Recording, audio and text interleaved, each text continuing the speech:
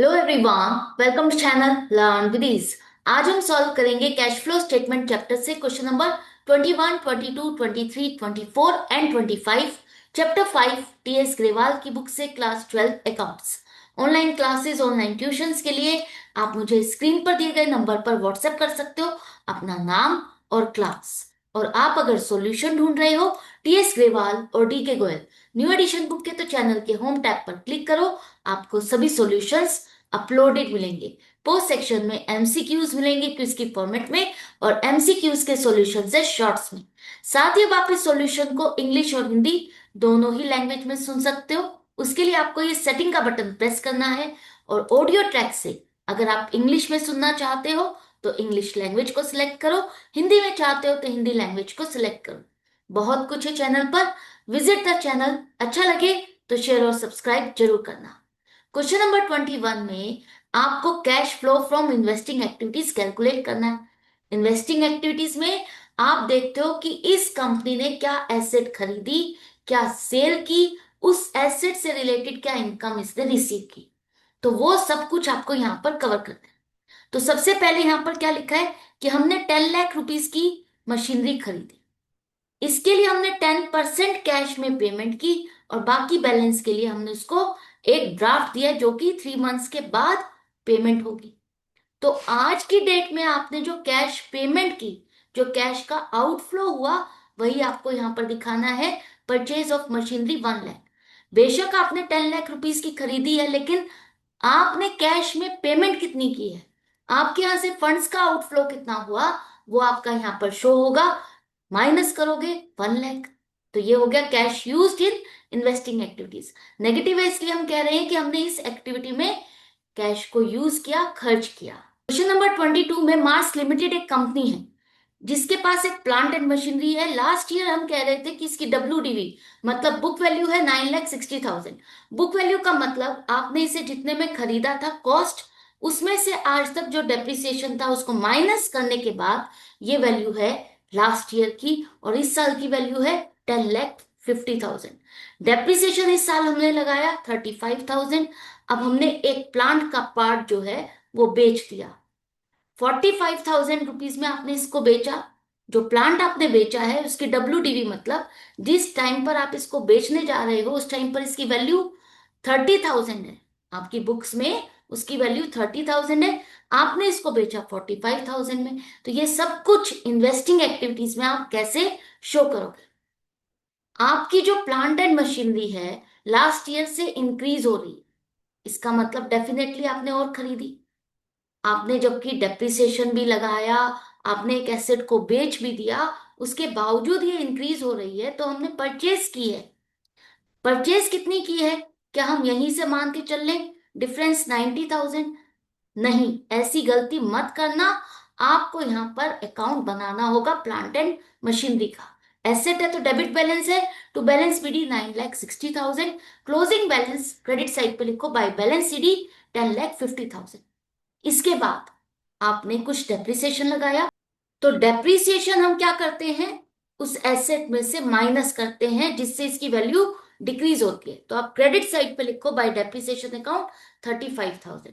इसके बाद आपने प्लांट का एक पार्ट 30,000 रुपीज की वैल्यू का जो है वो 45,000 में बेच दिया। ये 30,000 की वैल्यू का प्लांट आपका इस अमाउंट में इंक्लूडेड है। बेच दिया तो अब आपके पास नहीं रहा, इतनी अमाउंट से आपको यहां से इसको हटाना है।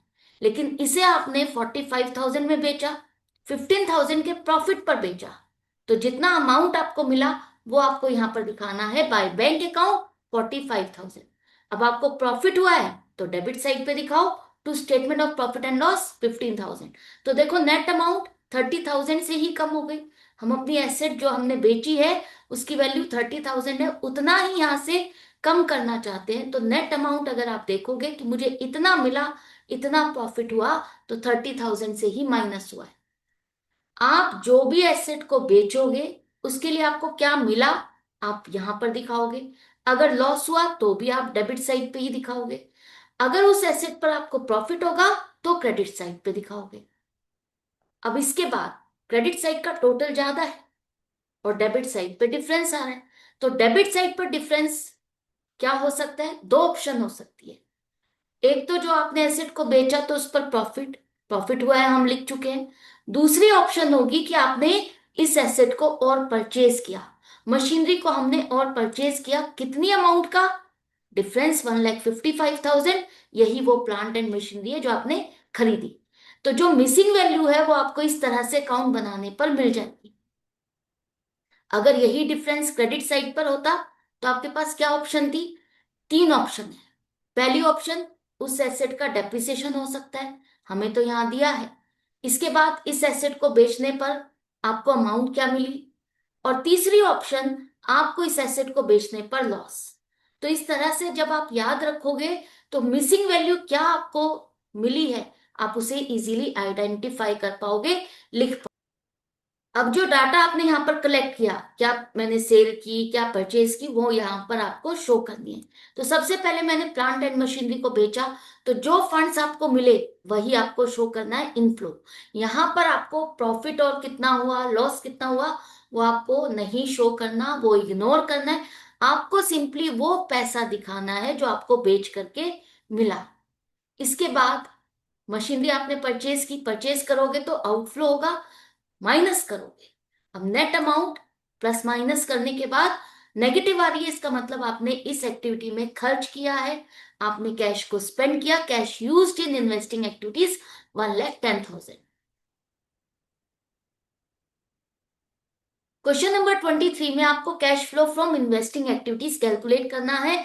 एसेट्स आपको दी है, उसकी इंफॉर्मेशन आपको दी है, तो कैसे कैलकुलेट करोगे? सबसे पहले इन्वेस्टमेंट इन 10% डिवेंचर्स, ये इन्वेस्टमेंट है आपकी, आपने किसी और कंपनी के डिवेंचर्स खरीदे हैं जो कि लास्ट ईयर थे 5 लाख, इस साल है 10 लाख, इंक्रीज हो रहे, डेफिनेटली आपने परचेज किए।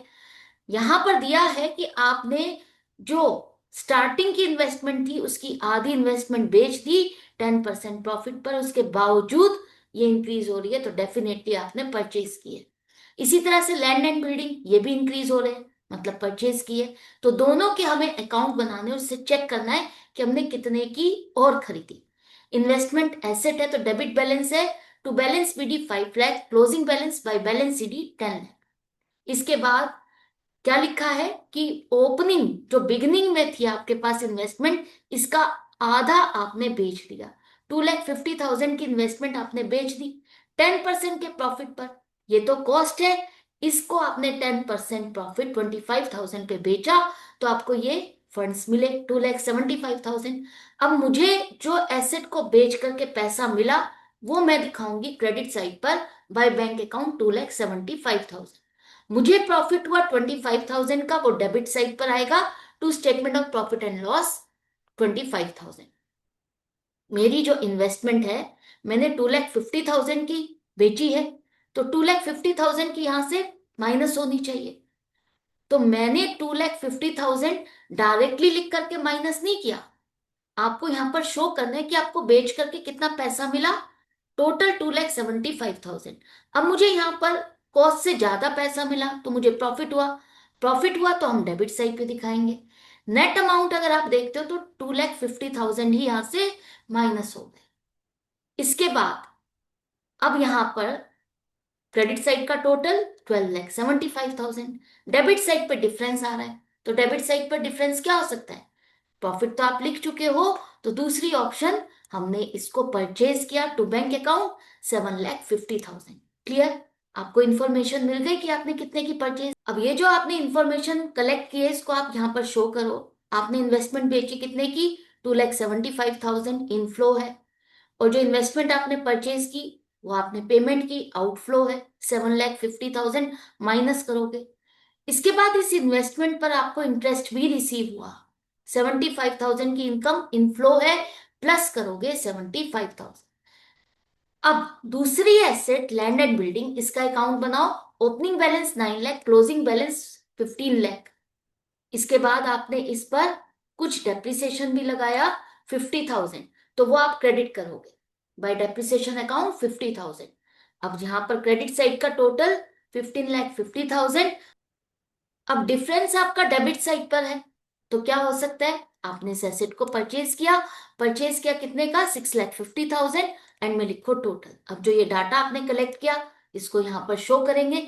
परचेज किए तो outflow, purchase of land and building 6,50,000, total minus आपको 14 लाख करना है, नेट अमाउंट आपके पास आ रहा है नेगेटिव, मतलब cash used in investing activities 10,50,000। Next question 24, आपको cash flow from investing activities calculate करना है। ओपनिंग बैलेंस मतलब लास्ट ईयर का बैलेंस, क्लोजिंग बैलेंस मतलब करंट ईयर का बैलेंस। मशीनरी एट कॉस्ट मतलब आपने इसे कितने में खरीदा, ये आपने शो किया है। एक्यूमुलेटेड डेप्रिसिएशन का मतलब आपने जो ये मशीनरी खरीदी है इस पर आप अब तक कितना डेप्रिसिएशन लगा चुके हो। डेप्रिसिएशन हम क्या करते हैं, एक बार तो प्रॉफिट एंड लॉस अकाउंट में डेबिट करते हैं, एज एन एक्सपेंस इसको रिकॉर्ड करते हैं। दूसरा, इस डेप्रिसिएशन को आप उस एसेट में से माइनस करते हो, उस एसेट अकाउंट में क्रेडिट करते हो। लेकिन यहां पर कंपनी क्या कर रही है, उस डेप्रिसिएशन को एसेट में से माइनस करने की जगह उसके लिए एक और अकाउंट मेंटेन कर रही है, उस डेप्रिसिएशन को हर साल इस अकाउंट में क्रेडिट करती है। तो ये जो मशीनरी है ये प्रेजेंट कर रही है कि आपने इसको कितने में खरीदा, और एक्यूमुलेटेड डेप्रिसिएशन प्रेजेंट कर रहा है कि आप अब तक इस पर कितना डेप्रिसिएशन लगा चुके हो, राइट। इसके बाद पेटेंट्स है और कुछ और इंफॉर्मेशन है। आपको cash flow from investing activities बनाना है तो कैसे करें। सबसे पहले देखो, ये आपकी एसेट इंक्रीज हो रही है तो आपने परचेज की है, जबकि हमने यहाँ पर कुछ एसेट बेच भी दी है, उसके बावजूद ये एसेट इंक्रीज हो रही है। तो आपको फाइंड करनी है एग्जैक्ट फिगर कि आपने कितने की परचेज की। मशीनरी अकाउंट से पहले आप बनाओगे एक्यूमुलेटेड डेप्रिसिएशन अकाउंट, क्योंकि इसी अकाउंट से आपको पता चलता है कि जो एसेट आपने बेची उस पर आप अब तक कितना डेप्रिसिएशन लगा चुके हो। करंट ईयर का डेप्रिसिएशन आपका क्या था, तो कैसे निकाले, देखो कैसे करोगे। एक्यूमुलेटेड डेप्रिसिएशन अकाउंट का क्रेडिट बैलेंस होता है, तो क्रेडिट साइड पर ओपनिंग बैलेंस आएगा बाय बैलेंस पीडी 1,10,000 और क्लोजिंग आएगा डेबिट साइड पर टू बैलेंस सीडी 1,50,000। अब लिखा है कि एक 90,000 की कॉस्ट की मशीनरी आपने इसे इतने में खरीदा, इस पर आज तक आप इतने का डेप्रिसिएशन लगा चुके हो। 60,000 रुपीज का आपने डेप्रिसिएशन लगा दिया है और आपने इसे 50,000 में बेचा। तो जो ये 60,000 का डेप्रिसिएशन आप इस पर लगा चुके हो, ये 60,000 की अमाउंट इसमें इंक्लूडेड है। अब आपने अगर इस मशीनरी को बेच दिया तो ये 60,000 यहां से आपको हटाने हैं, क्योंकि ये जो फिगर है क्लोजिंग फिगर क्या प्रेजेंट करती है कि आज की डेट में जो मेरे पास मशीनरी है उस पर हम इतना डेप्रिसिएशन लगा चुके हैं। अगर आप ये 60,000 नहीं हटाते तो आपकी रॉन्ग पिक्चर प्रेजेंट होगी, फिर तो हर एक मशीनरी का डेप्रिसिएशन आप इसी तरह से ऐड करते जाओगे, एक्चुअल पिक्चर नहीं मिलेगी। तो जो मशीनरी आपने बेच दी उसका डेप्रिसिएशन हमको यहां से हटाना है, इसलिए डेबिट साइड पर आएगा to machinery account 60,000। Machinery account में इसको हम ट्रांसफर करेंगे क्योंकि वहां पर इसका हिसाब किताब होगा कि आपने इस कितनी वैल्यू की खरीदी, कितना आपने इसको यूज किया, कितने में बेचा, क्या लॉस हुआ, क्या प्रॉफिट हुआ। अब देखो यहाँ पर डेबिट साइड का टोटल ज्यादा है, 2,10,000 डिफरेंस आ रहा है आपका। क्रेडिट साइड पर वो क्या होगा, इस साल का डेप्रिसिएशन जो आपने इस साल मशीनरी पर डेप्रिसिएशन लगाया वो इस अकाउंट में आपने क्रेडिट किया, तो बाय डेप्रिसिएशन अकाउंट 1,00,000, ये एक्यूमुलेटेड डेप्रिसिएशन अकाउंट बन गया। अब आ जाओ मशीनरी अकाउंट।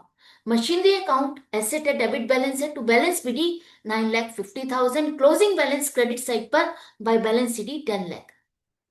इसके बाद जो आपने ड्यूरिंग द ईयर डेप्रिसिएशन लगाया वो यहां पर नहीं आएगा, क्योंकि उस डेप्रिसिएशन को तो आप एक्यूमुलेटेड डेप्रिसिएशन अकाउंट में ही क्रेडिट करोगे। आप यहां पर जो मशीनरी बेच रहे हो 90,000 की, 90,000 की आपने खरीदी थी, ये मशीनरी 90,000 की इसमें इंक्लूडेड है। अगर आपने बेच दी तो ये 90,000 आपको यहां से हटाने हैं। आपने इसमें कितना पैसा लगाया, किस तरह से आपने इसको यूज किया, डेप्रिसिएशन कितना लगा। आज की डेट में इसकी वैल्यू क्या है, 30,000। बेचा आपने 50,000 में, तो प्रॉफिट कितना हुआ, 20,000। आपको ये सारी इंफॉर्मेशन यहां पर शो करनी है। 90,000 डायरेक्टली यहां से माइनस नहीं करना। कैसे शो करोगे, मुझे बेचने पर 50,000 रुपीज मिले, बाय बैंक अकाउंट 50,000, मैंने आज तक इस पर डेप्रिसिएशन जो लगाया बाय एक्यूमुलेटेड डेप्रिसिएशन अकाउंट 60,000, मुझे इसको बेचते हुए प्रॉफिट हुआ, डेबिट साइड पर आएगा to statement of profit and loss 20,000। मुझे नेट अमाउंट 90,000 यहां से हटानी है। 1,10,000 मैंने यहां लिखा, 20,000 यहां लिखा, तो 90,000 नेट अमाउंट से लेस हो गई। क्लियर? एसेट जो मैंने बेची उसका अमाउंट मैंने यहां से हटा दिया, लेकिन क्या मैंने इसको यूज किया, डेप्रिसिएशन कितना लगाया, कितना पैसा मिला, प्रॉफिट कितना हुआ, ये अलग अलग शो किया। अब क्रेडिट साइड का टोटल ज्यादा है, 11,10,000, और डेबिट साइड का कम है। तो डेबिट साइड पर क्या होगा, जो आपने एसेट और खरीदी 1,40,000, टू बैंक अकाउंट 1,40,000, यही मिसिंग वैल्यू थी, आपको मिल गई। अब इसको हमें शो करना है cash flow from investing activities में। तो जो एसेट आपने बेची उससे जो पैसा मिला वो आपका इनफ्लो है, सेल ऑफ मशीनरी 50,000। इसके बाद आपने मशीनरी खरीदी, वो आउटफ्लो है, लेस करोगे 1,40,000। नेक्स्ट है पेटेंट। पेटेंट के लिए भी आप अकाउंट बनाओगे, क्यों? क्योंकि देखो लास्ट ईयर थी 3 लाख, इस साल हो गई 2 लाख, 1 लाख से डिक्रीज हो रही है। तो जनरली हम क्या कहते हैं, इंटेंजिबल एसेट्स अगर डिक्रीज हो रही है तो वो आपने राइट ऑफ किए, लेकिन यहां पर कुछ इंफॉर्मेशन दी है। आपने 50,000 की राइट ऑफ की है और बाकी आपने 40,000 के प्रॉफिट पर बेची है। तो ये सारी इंफॉर्मेशन अगर पेटेंट अकाउंट में लिखते हो तो चेक करो कुछ और मिसिंग इंफॉर्मेशन मिलती है। सबसे पहले एसेट है तो डेबिट साइड पे लिखो टू बैलेंस पीडी 3 लाख, उसके बाद bye balance CD 2 lakh credit side पर। अब आपने कुछ 50,000 की पेटेंट राइट ऑफ कर दी, तो प्रॉफिट एंड लॉस अकाउंट में आपने क्या किया, डेबिट किया, तो by statement of profit and loss 50,000, ये तो राइट ऑफ हो गई, खत्म हो गई। इसके बाद हमने कुछ पार्ट ऑफ पेटेंट बेचा 40,000 के प्रॉफिट पर, तो प्रॉफिट आपको पता है तो प्रॉफिट हम लिखेंगे डेबिट साइड पर, to statement of profit and loss 40,000। अब यहां पर डेबिट साइड का टोटल 3,40,000, क्रेडिट साइड का टोटल कम आ रहा है, तो डिफरेंस क्या हुआ, जो आपने पेटेंट बेची उसके लिए जो आपको पैसा मिला वो अमाउंट आपको मिली 90,000, राइट? तो ये अमाउंट जो मिसिंग थी आपको पता चल गई कि आपने जो पेटेंट बेची उस पर प्रॉफिट तो हुआ, हमें ये तो पता है, लेकिन कितनी अमाउंट आपको मिली ये आपको मिसिंग वैल्यू इस तरह से अकाउंट से मिल जाएगी, राइट? अब इसे हम यहां पर लिखेंगे। तो सबसे पहले पेटेंट्स को बेचा तो इनफ्लो हुआ 90,000, और आपने जो पेटेंट राइट ऑफ की वो यहां पर नहीं आई, क्योंकि उसके लिए कैश का ना तो इनफ्लो हुआ ना आउटफ्लो हुआ। तो सिर्फ आप सेल करते हुए जो पैसा लेते हो या परचेस करते हुए जो पे करते हो बस वही शो करोगे। तो यहाँ पर इनफ्लो और आउटफ्लो सेम अमाउंट है, तो cash flow from investing activities nil है, राइट? ना पैसा आया ना गया, कोई इंक्रीज या डिक्रीज नहीं हुआ। क्वेश्चन नंबर 25 में वेल प्रिंट लिमिटेड एक कंपनी है जिसकी मशीनरी का लास्ट ईयर का बैलेंस और इस साल का बैलेंस आपको दिया है। एक्यूमुलेटेड डेप्रिसिएशन अकाउंट के डिटेल्स दी हैं। अब यहां पर कहा है कि एक मशीन है 25,000 की जो आपने खरीदी थी, इसको आपने बेच दिया। Cash flow from investing activities आपको बनाना है, तो सबसे पहले हमें एक्यूमुलेटेड डेप्रिसिएशन अकाउंट बनाना होगा, बनाना होगा। यस, आप एक्यूमुलेटेड डेप्रिसिएशन अकाउंट बनाओगे, वो क्या प्रेजेंट करता है कि आपने इस मशीनरी पर अब तक कितना डेप्रिसिएशन लगा दिया, राइट? तो सबसे पहले क्रेडिट साइड पे लिखो opening balance by balance PD 25,000, closing balance to balance CD 15,000। अब जो आपने मशीनरी बेची 25,000 में खरीदी थी, आपने इस पर 15,000 का डेप्रिसिएशन लगाया, तो ये 15,000 का डेप्रिसिएशन इसमें इंक्लूडेड है। मुझे यहां से इसको हटाना होगा, इसको हटाएंगे तभी तो एक्चुअल पोजीशन पता चलेगी कि आज की डेट में मेरे पास जो मशीनरी है उस पर हम अब तक कितना डेप्रिसिएशन लगा चुके हैं। तो ये जो डेप्रिसिएशन है जो मशीनरी आपने बेच दी उसका यहां से हम हटा देंगे, टू मशीनरी अकाउंट 15,000। अब टोटल कितना आ रहा है डेबिट साइड का 30,000, क्रेडिट साइड पे डिफरेंस है, तो क्रेडिट साइड पे डिफरेंस इसका मतलब ये करंट ईयर का डेप्रिसिएशन है 5,000। जो भी आपकी मशीनरी बची है, जो भी आपने यूज की ड्यूरिंग द ईयर, उसका डेप्रिसिएशन टोटल बनता है 5,000, राइट? अब आ जाते हैं मशीनरी अकाउंट पर। Opening balance 50,000, closing balance 60,000। अब आपने जो मशीनरी बेची है उसे आपने 25,000 में खरीदा था, आज तक आप इस पर डेप्रिसिएशन लगा चुके हो 15,000। आज की डेट में इसकी वैल्यू है 10,000 और 10,000 की चीज को आपने 13,000 में बेचा तो 3,000 का आपको प्रॉफिट हुआ। कैसे शो करेंगे? हम अब तक इस पर कितना डेप्रिसिएशन लगा चुके हैं बाय एक्यूमुलेटेड डेप्रिसिएशन अकाउंट 15,000। हमें इस पर पैसा मिला कितना बाय बैंक अकाउंट 13,000। मुझे इसको बेचते हुए प्रॉफिट हुआ या लॉस हुआ? प्रॉफिट हुआ, तो डेबिट साइड पर आएगा to statement of profit and loss 3,000। 25,000 की मशीन जो आपने बेची वो इसमें इंक्लूडेड है, तो मुझे वो 25,000 यहां से हटाने हैं। तो मैंने किस तरह से हटाया? डेप्रिसिएशन कितना लगा, क्या पैसा मिला, मुझे इस पर प्रॉफिट हुआ, तो वो डेबिट साइड पे।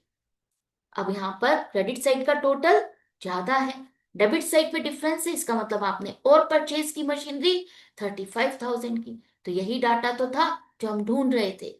अब देखो यहां पर इन्वेस्टिंग एक्टिविटीज में आपने जो मशीनरी बेची उससे इनफ्लो हुआ 13,000। 13,000 का इनफ्लो वही आपको दिखाना है। इसके बाद जो मशीनरी परचेज की उसका आउटफ्लो माइनस करोगे तो नेट अमाउंट आपका आ रहा है 22,000। Cash used in investing activities negative है, इसलिए हम कह रहे हैं यूज्ड, इसमें हमने खर्च किया। तो ये सारे क्वेश्चंस हमने सॉल्व कर लिया एंड आई होप आपको अच्छे से समझ में आ गए हैं। तो इसी तरह से आपको कनेक्टेड रहना है, सीखते रहना है, समझते रहना है। अगर वीडियो हेल्पफुल लगे तो लाइक का बटन प्रेस करना और ज्यादा से ज्यादा फ्रेंड्स में शेयर करना। मिलते हैं नेक्स्ट वीडियो में नेक्स्ट क्वेश्चन के साथ। Goodbye and take care.